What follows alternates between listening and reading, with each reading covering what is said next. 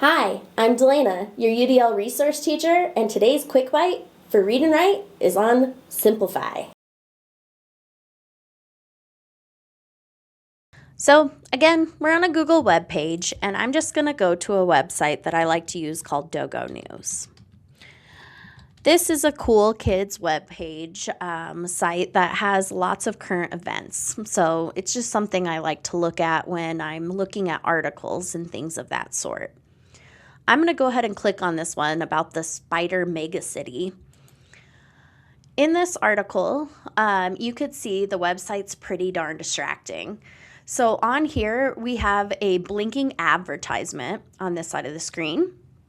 I also can see some popular articles. I could get distracted and want to click on these, especially because I see an alligator or Santa Claus. Down here at the bottom, it's asking me to fill out a survey on which wild weather event would I be most curious about. So if I'm a student with ADD, ADHD, or dyslexia, I might be looking at this page and being pretty darn overwhelmed.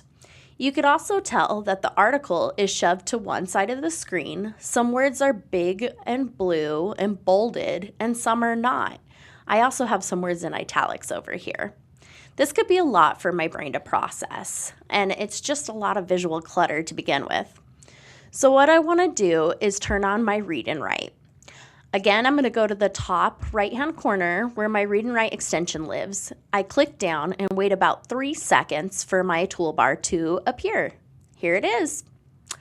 Now that I have my toolbar, I want to go ahead and simplify the page. To do this, I'm going to click on the icon that looks like a tornado with an arrow pointing down. If I hover, it does say Simplify Page. So I'm going to go ahead and click on this. When I click on this web page, it opens its own tab. You'll notice the original tab is still here at the top, but I've opened a new tab where it's loading the article again. What's nice about this is it comes up without all that chaotic imagery on the page.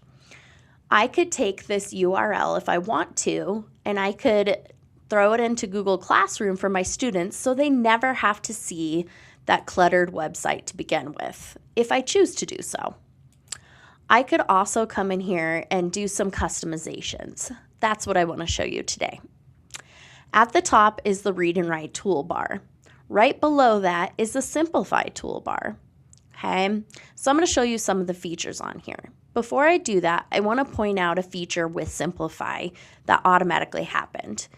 You're noticing here that on my screen, the words have been moved to the center, right? So that means my margin size has increased. Margins being wider has actually been proven to help students from skipping or omitting lines when reading. Now, I am going to go to the Simplify toolbar and show you a few things this Simplify page can do. At the top, if I hit minus one time, it takes out the pictures, which could be really nice if I don't need them or they're highly distracting to my learner. If I keep hitting the minus button, it's going to modify the article and simplify it. I do caution using this because I cannot guarantee that it will not simplify the article to a point that it's not keeping the important main idea and details. So myself as an educator, I just use it to take out the pictures or re-add them. Totally up to you what you'd like to do with that. Next on here is the color overlays.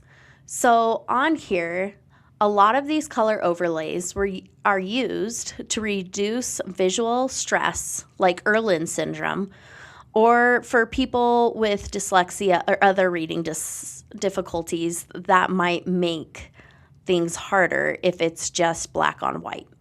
So I'm going to click here, and you're going to see they have the option of white on black. This could also be helpful for students with astigmatism. Then I could click here, and you could see there's blue on yellow or yellow on blue. These different color overlays reduce glare and contrast. They also improve reading metrics by increasing reading speed, accuracy, and comprehension. It could also alleviate some symptoms such as jumping with words, omitting words while reading, or having difficulty tracking lines. Okay? Everybody's best color solution is going to be subjective to the learner. So this is what makes it UDL. They have some choice and voice on what color overlay they prefer. Next to that, we have the option to change the font. If I click down here, you could see I can increase the font size. No more complaints of, oh, I forgot my glasses, I can't read today, right? They can make it as big as they need. So if you have a student with a visual impairment, this could be really helpful. I could also make it as small as I need. Personally, I like it somewhere in the middle, so it's big enough I could see it, but not overwhelming. Below, I have the option to change the font. If I click down here on the caret, you will see that there are 8 different choices for font. One of the choices I'd like to highlight is Open Dyslexic. I'm going to go ahead and click on that one. You could see here, Open Dyslexic is really nice. On there, there's some weighted letters. So if you look at the bottom, you're going to see it's weighted differently than other fonts.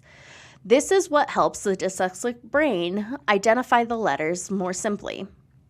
I really like this when I'm in the classroom teaching students with dyslexic tendencies. This is a great support. And just put it in Cosmic Sans for myself. Next to that, I have the spacing options. Spacing options are nice for students with visual impairments or again for helping students from skipping or omitting lines when reading. So I'm going to click here. I have the choice to add half a line space or I could double space it as well. Again, this is really nice just visually kind of decluttering the page.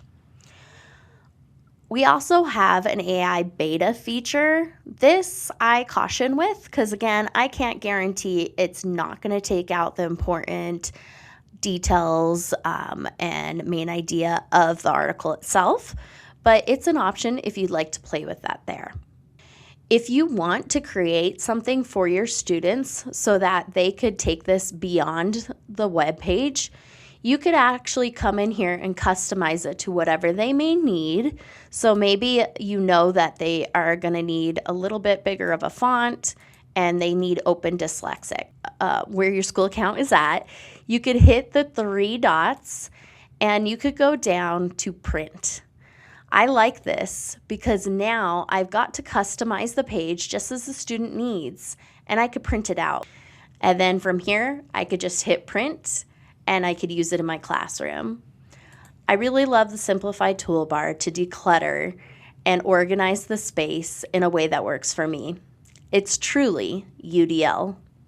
Thanks for watching. To learn more about UDL resources, click subscribe.